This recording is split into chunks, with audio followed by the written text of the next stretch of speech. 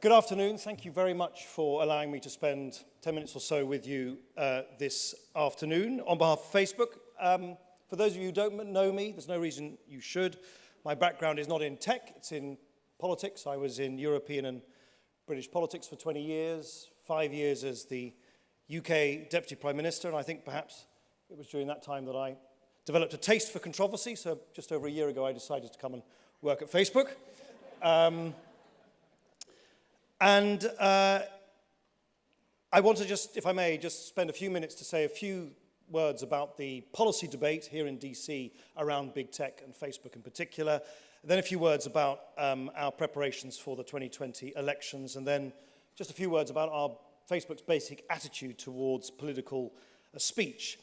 So on the first, one of the things I find quite striking as a relative newcomer to the world of tech, and of course as a European, a non-American, and as I travel the world meeting decision makers, governments, regulators around the world. Of course, there is a huge amount of controversy swirling around Facebook, a lot of legitimate observations, criticisms, proposals for reform made in Europe. I was in India a couple of weeks ago where there's a great deal of debate there as well about how to regulate the data-driven economy.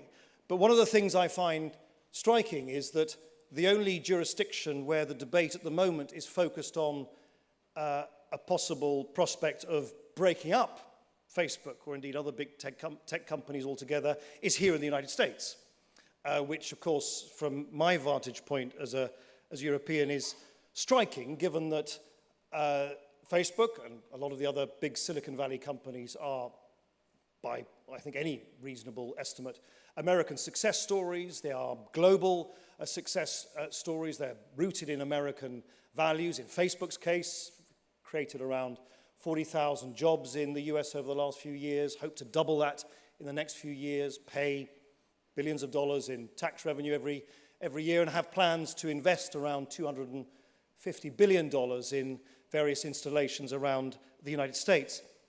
But notwithstanding that, I think you might be surprised to know that whilst I don't agree with the remedy of breaking up Facebook or breaking up other large successful tech companies in Silicon Valley, I totally acknowledge and understand and recognize the motives that lie behind that.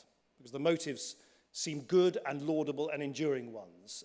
A wish to see diversity, transparency, competition, and accountability in the way in which big companies like Facebook operate. With success comes responsibility, and with success should come greater accountability as well.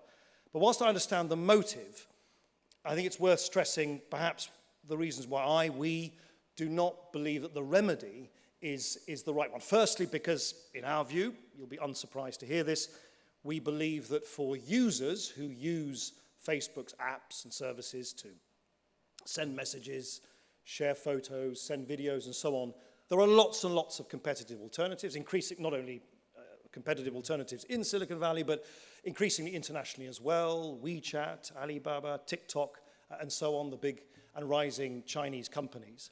But perhaps most importantly of all, because dismembering, disaggregating, pulling apart these tech companies isn't going to do anything to deal with some of the underlying challenges which we all have to rise together to meet, whether it's on privacy or on data use or outside interference in election or the monetization of data. These are difficult dilemmas. These are dilemmas which require continued change and reform on the behalf of companies like Facebook, but they're not ones that are going to be made any easier or addressed in any shape or form by breaking those companies up. And that's why I argue now to you today, that the answer to all of those profound dilemmas are to regulate the companies better, to introduce new rules into the internet for the future, to introduce new guardrails within which companies like Facebook operate, rather than break up successful American companies.